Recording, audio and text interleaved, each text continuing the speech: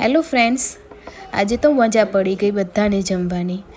Burger હતું, French fries હતી અને કોલ્ડ કોફી હતી. એકચ્યુઅલી એક નાની એવી ખુશી હતી જે મારે સેલિબ્રેટ કરવી હતી. મારે ચેનલમાં 100 સબસ્ક્રાઈબ પૂરા થઈ ગયા, તો નાની નાની ખુશીને પણ સેલિબ્રેટ કરવી જોઈએ. તો મેં આ રીતે સેલિબ્રેટ કરી હતી. તો સૌપ્રથમ મેં ટિક્કી બનાવી. તેના માટે મેં કેપ્સિકમ, ડુંગળી, ગાજર, મેં 2 પ્રકારના ગાજર લીધા છે, અને વટાણા, આ બધું ચોપરમાં મેં ઝીણું એવું ક્રશ કરી નાખવાનું છે. આની આપણે બનાવીશું આલુ ટિક્કી.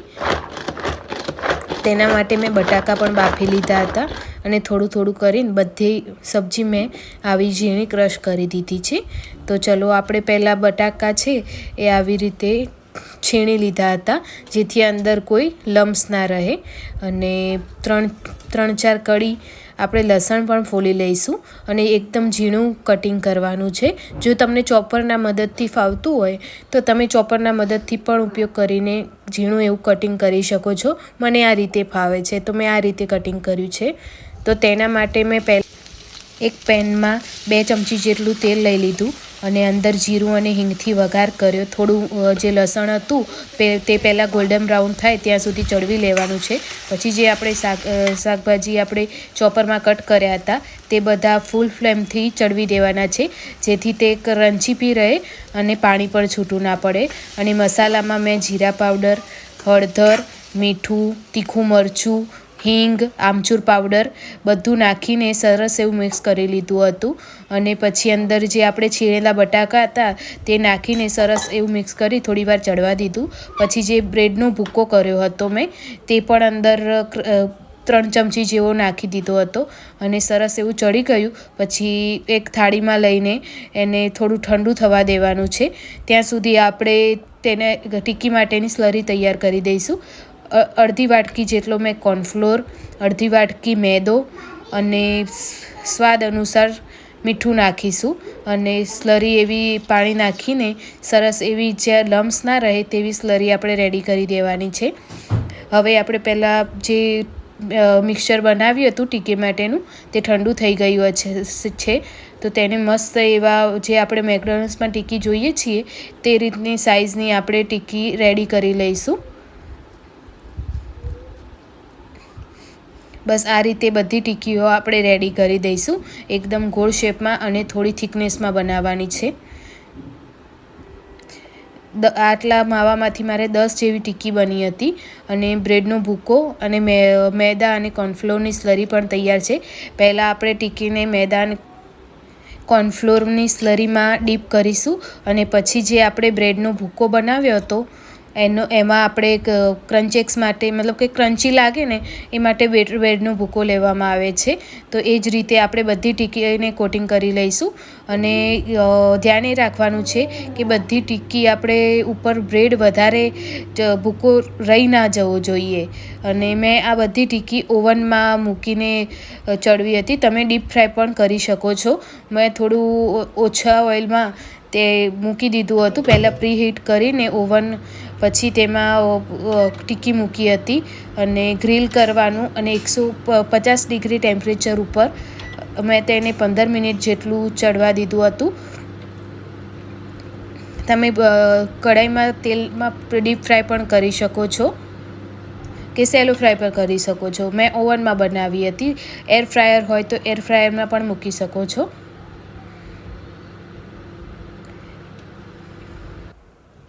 તો આપણી ટિક્કી થઈ ગઈ છે.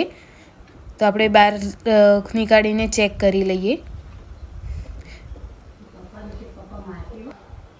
તમે જોઈ રહ્યા છો કે મસ્ત એવી ચડીને રેડી થઈ ગઈ છે ઓછા તેલમાં.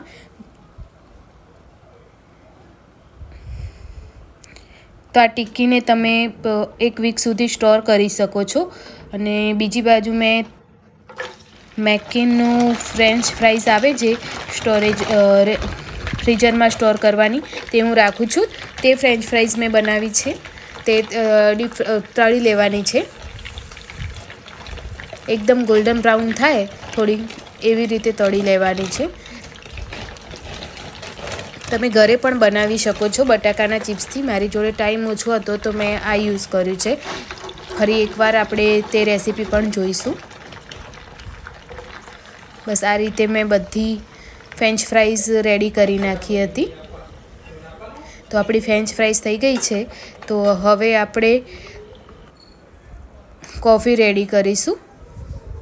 તેના માટે 2 ટીસ્પૂન જેટલી મેં કોફી લીધી છે અને 2 ટીસ્પૂન જેટલું ખાંડ નાખી થોડું એવું પાણી નાખીશું અને સરસ એવું તેને ફેટી લેવાનું છે. જો તમારી જોડે કોફીનું મશીન હોય તો તે પણ યુઝ કરી શકો છો. કોફી ફેટાય ત્યાં સુધી આપણે બર્ગર તૈયાર કરી લઈશું. તેને વચ્ચેથી 2 ભાગ કરીને મેં થોડા એવા શેકી લીધા છે અને તેમાં આપણે બર્ગરનો જે કેચઅપ આવે તે યુઝ કર્યો છે અને બંને સાઈડ તે લગાવી અને એક સાઈડ કેચઅપ પણ લગાવ્યો છે જેથી ચટપટો ટેસ્ટ આવે. અને વચ્ચે ટિક્કી મૂકી ઉપર સલાડમાં તમે ટામેટું, ડુંગળી, કાકડી પણ મૂકી શકો છો અને લેક્ટસનો યુઝ કર્યો છે મેં. વચ્ચે લેક્ટસ મૂકી અને અમૂલનું ચીઝની સ્લાઈસ આવે તે યુઝ કરવાની છે. તો તે મૂકી અને સરસ એવું આપણું મેકડી જેવું બર્ગર બનીને રેડી છે. તમે પણ આ રેસીપી જરૂરથી ઘરે ટ્રાય કરજો. જો તમને ગમે તો કોમેન્ટમાં જરૂરથી જણાવજો. તો આપણું બર્ગર બનીને રેડી છે. તો કોને કોને બર્ગર ભાવે છે તે પણ કોમેન્ટમાં જરૂરથી જણાવજો. આ તમે નાસ્તામાં પણ તમે આપી શકો છો બાળકોને. હવે આપણી કોફી ફેટાઈ ગઈ છે તો તેને આપણે ગ્લાસમાં નીકાળી લીધી અને ગરમ એવું દૂધ ઉપરથી નાખીને સરસ એવી કોફી રેડી કરી દીધી છે. કોલ્ડ્રિંકમાં કોફી તમે કોઈ પણ કોલ્ડ્રિંક લઈ શકો છો. તમને કોક ભાવતી હોય તો કોક પણ લઈ શકો, ફેન્ટા, તમને જે ફેવરેટ હોય તે પણ લઈ શકો છો.